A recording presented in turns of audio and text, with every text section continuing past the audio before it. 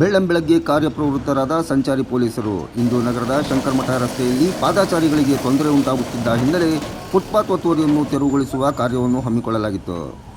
Footpath ಸೇರಿಕೊಂಡಂತೆ ಹಲವು ಬಿಲ್ಡಿಂಗ್ಗಳು cement ಕಟ್ಟೆಯನ್ನು ಕಟ್ಟಿ ಪಾದಚಾರಿಗಳಿಗೆ ಓಡಾಡಲು ತೊಂದರೆಯನ್ನುಂಟು ಮಾಡುತ್ತಿದ್ದವು ಎಂದು ಬಂದ ದೂರಿನ ಹಿನ್ನೆಲೆ ಸಂಚಾರಿ ಪಶ್ಚಿಮ ಠಾಣಾ ಪೊಲೀಸ್ ಸರ್ಕಲ್ ಇನ್ಸ್ಪೆಕ್ಟರ್ ದೇವರಾಜ್ ಹಾಗೂ ಆರ್ಟಿಒ ಇನ್ಸ್ಪೆಕ್ಟರ್ ಮಲ್ಲೇಶಪ್ಪರವರ ನೇತೃತ್ವದಲ್ಲಿ ಫುಟ್ಪಾತ್ ತೆರವು ಕಾರ್ಯಾಚರಣೆಯನ್ನು ನಡೆಸಲಾಯಿತು.